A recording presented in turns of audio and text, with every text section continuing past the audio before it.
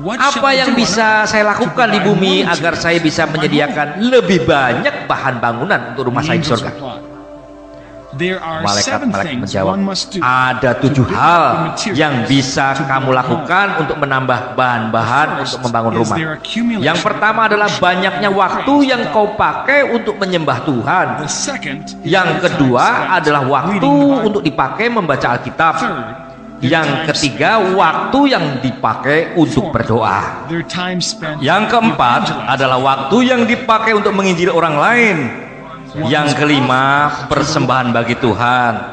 Yang keenam, ketaatan persepuluhan untuk Tuhan. Dan yang terakhir, waktu yang dipakai untuk melayani gerejanya dalam bentuk pelayanan apapun. Ketujuh hal ini adalah hal-hal yang bisa menambah bahan-bahan untuk bangunan rumahmu di surga. Jika seseorang kurang melakukan sesuatu di dalam hal-hal ini, mereka akan tidak mempunyai bahan-bahan untuk membangun rumahnya di surga. Lalu Tuhan memberiku 5 pertanyaan. Berapa banyak waktu engkau menghabiskan membaca Alkitab? Berapa banyakkah engkau memberi untuk persembahan? Berapa kali engkau menginjil orang? Apakah engkau memberi persepuluhan seperti seharusnya? Berapa banyak waktu yang engkau pakai untuk berdoa? Oh, aku tidak bisa menjawab pertanyaan yang terakhir. Tuhan menegur saya, kamu harus bertobat. Malaikat-malaikat akan menunjukkan surga dan neraka kepadamu. Pergilah, melihat sebanyak yang engkau mau. Engkau akan melihat bermacam-macam tempat di surga dan neraka. Lalu engkau akan hidup setelah engkau menyaksikan semuanya. Pertama-tama malaikat-malaikat itu membawa saya ke 3 tempat yang berbeda di surga. Di tempat pertama saya melihat anak-anak kecil tinggal bersama-sama. Tempat yang kedua adalah tempat di mana orang-orang dewasa tinggal. Dan tempat ketiga adalah tempat jiwa-jiwa yang hampir tidak masuk surga. Walaupun mereka akhirnya masuk surga juga, tapi mereka masuk surga dengan rasa malu. Banyak orang yang bertanya kepada saya tentang umur anak-anak itu. Mereka tampaknya seperti anak-anak yang masih di taman kanak-kanak. Dan mereka tidak seperti anak-anak yang kita biasa bedakan dengan gender. Setiap anak mempunyai malaikat yang menemani mereka di surga. Di surga kebanyakan jiwa-jiwa memiliki rumah mereka masing-masing. Walaupun begitu ada juga yang tidak memiliki rumah. Saya menjelaskan tentang itu lebih lanjut nanti. Dan lagi, anak-anak itu tidak mempunyai rumah. Lalu saya bertanya, anak-anak itu kan juga jiwa-jiwa. Mengapa mereka tidak mempunyai rumah mereka sendiri? Malaikat itu menjawab, sama seperti orang di dunia butuh bahan-bahan bangunan. Kami di surga juga butuh bahan-bahan bangunan untuk membangun pembangunan di sini. Saat seorang melayani gereja dan yang lain melayani Tuhan, semuanya itu akan menjadi bahan-bahan bangunan untuk membangun rumah di surga. Saat bahan-bahannya sudah disediakan, malaikat-malaikat akan bekerja untuk membangun rumah itu. Anak-anak itu yang masih di bawah umur tidak sempat menyediakan bahan-bahan untuk membangun rumah mereka di bumi. Dengan kata lain, mereka tidak mendapat kesempatan untuk mendapat reward untuk menyediakan bahan untuk rumah mereka. Inilah mengapa mereka tidak mempunyai rumah di sini. Saya melanjutkan pertanyaan saya. Ada begitu banyak orang di surga yang tidak mempunyai rumah. Kebanyakan mereka adalah pendeta, pelayan-pelayan Tuhan, dan lain-lain. Karena penasaran, saya bertanya, lalu di mana anak-anak itu tinggal? Malaikat-malaikat itu menjawab, mereka tinggal di sini. Saat saya melihat sekitar, mereka sedang berkumpul di taman yang penuh bunga. Taman itu begitu indah dan wanginya tidak ada yang ada di dunia ini. Pemandangan itu tidak bisa dijelaskan dengan kata-kata. Tempat kedua yang saya kunjungi adalah untuk orang-orang dewasa yang setia. Ada perbedaan di antara keselamatan dan penghargaan. Tempat ini mempunyai begitu banyak rumah. Rumah itu dibangun dengan permata-permata yang indah dan batu-batu langka. Beberapa dari rumah itu setinggi gedung-gedung tertinggi yang ada di bumi. Orang-orang yang telah melayani Tuhan dengan setia di bumi memiliki rumah-rumah yang indah dari batu-batu permata yang langka. Di tempat ini orang-orang itu terlihat sekitar umur 20-30 tahun. Tidak ada laki-laki atau perempuan, dan tidak ada yang tua, sakit dan lemah. Saya pernah mengenal seorang tua bernama Oam Q.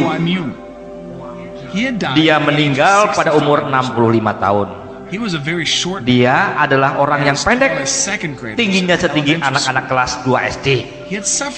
Dia waktu itu terkena penyakit langka bernama rickets. Walaupun begitu, kalau tentang Alkitab, dia adalah seorang profesor. Saya bertemu dengan dia di surga, dan di sana dia rupanya tinggi dan tampan. Dia tidak lagi sakit-sakitan, tapi sehat. Surga adalah tempat yang begitu indah, dan saya mengharapkan banyak hal. Percayalah kepada apa yang saya katakan. Tempat yang terakhir adalah untuk orang-orang yang nyaris tidak masuk surga. Desa ini ukurannya besar, beberapa kali lebih besar dari tempat yang kedua. Saya naik kereta kuda emas ke sana dengan kecepatan yang sangat tinggi.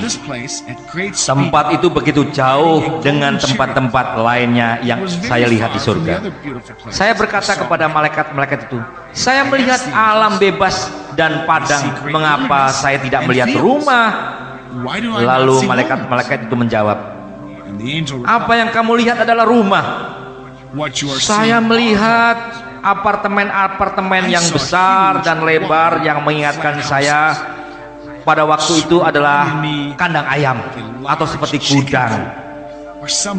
Rumah-rumah itu tidak mewah, namun juga tidak begitu jelek. Rumah-rumah itu diperuntukkan bagi jiwa-jiwa yang nyaris tidak diselamatkan. Ada banyak rumah-rumah besar yang sederhana seperti itu. Desa ini beberapa kali lebih besar dari tempat di mana jiwa-jiwa yang diberikan penghargaan tinggal. Malaikat-malaikat itu berkata, apakah engkau melihat rumah-rumah yang besar? Satu di kananmu dan satu di kirimu?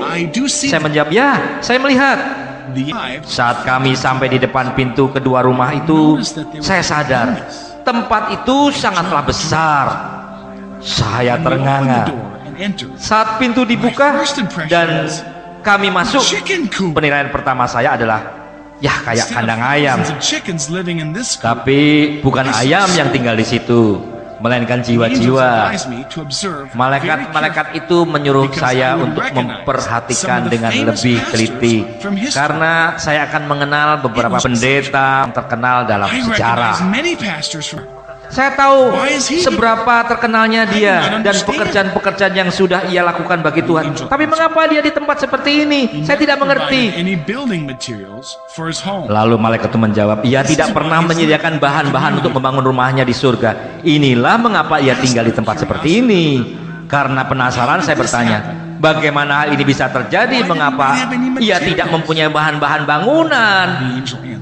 Lalu malaikat itu menjawab, saat ia menjadi pendeta dan melakukan tugasnya, ia suka dipuji-puji orang, dia suka dimuliakan, dan dia suka dilayani. Tidak ada pengorbanan yang ia berikan.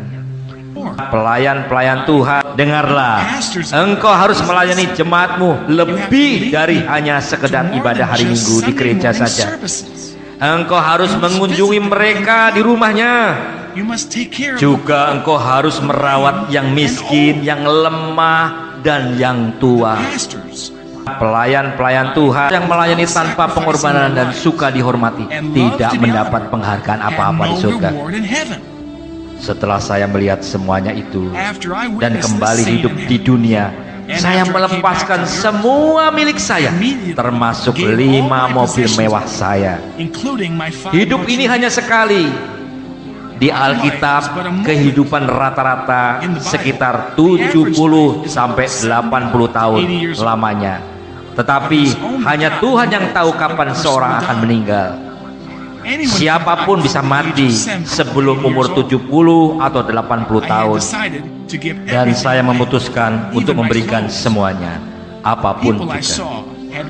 Orang-orang yang saya lihat yang menerima keselamatan dengan malu tadi, ada pendeta, pelayan Tuhan, dan ada yang lainnya. Ada begitu banyak pelayan Tuhan yang tinggal di rumah sederhana seperti kandang ayam itu, tetapi tentu saja jauh lebih baik daripada neraka. Walaupun begitu, mengapa juga orang mau masuk ke surga dalam keadaan seperti itu? Saya tidak akan pernah mau berakhir seperti itu di tempat ini. Bahkan bajunya saja pun begitu sederhana. Jadi apa yang bisa orang Kristen lakukan agar mempunyai rumah yang indah di surga? Yang pertama, kita harus menginjil ke sebanyak mungkin orang yang bisa kita injili. Bagaimana kita dapat menginjil? Inilah apa yang malaikat itu bilang kepada saya. Buat asumsi ada orang yang tidak mengenal Tuhan yang ingin engkau injili. Saat engkau membuat keputusan engkau ingin menginjili orang itu, bahan-bahan untuk membangun rumahmu akan disiapkan.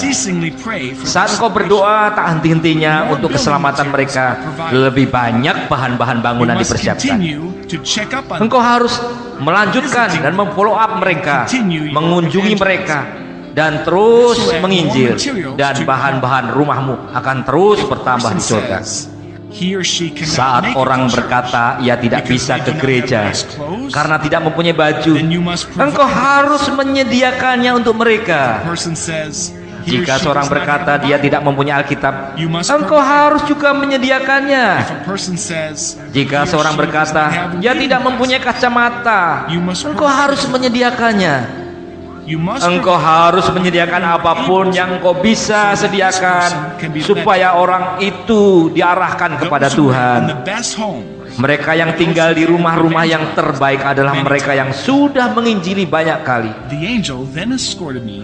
Malaikat-malaikat itu kemudian membawa saya ke tempat orang-orang suci yang tinggal di rumah-rumah yang bagus. Malaikat-malaikat itu berkata, ini adalah tempat di mana orang-orang suci yang sudah menginjili banyak orang tinggal. Dan tempat itu terasa seperti pusat kotanya surga.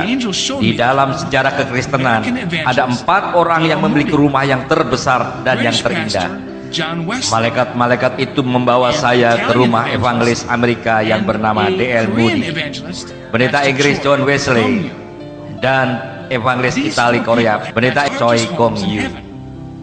Keempat orang ini memiliki rumah terbesar di surga. Keempat orang ini menghabiskan hidup mereka menginjili orang sampai mati. Di antara orang percaya Korea ada seorang pekerja yang mempunyai rumah yang begitu besar. Pekerja ini telah membangun banyak gereja dengan semua miliknya. Dia telah memberikan 3.000 kantong beras kepada yang miskin. Dia secara diam-diam telah membantu banyak pendeta dalam hal keuangan. Dia membantu banyak murid belajar teologi atau mendanai sekolah mereka.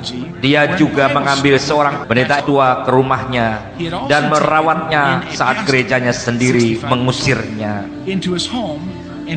Saya mendengar seorang malaikat berteriak, bahan-bahannya sedang dipersiapkan. Saya bertanya kepada malaikat yang di sebelah kanan saya mengenai bahan-bahan itu. Dan ia berkata, bahan-bahan itu untuk seorang pelayan Tuhan dari kota kecil. Malahan dia menerima bahan-bahan setiap harinya. Walaupun ia miskin, ia datang ke ibadah pagi setiap paginya. Ia berdoa untuk 87 jemaat setiap harinya. Dan setelah ia selesai berdoa, ia membersihkan gereja.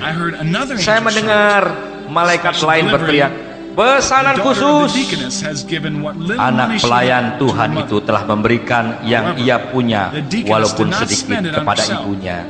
Tetapi dia menggunakannya untuk membeli 5 telur dan 2 pasang kaos kaki untuk pendeta gerejanya.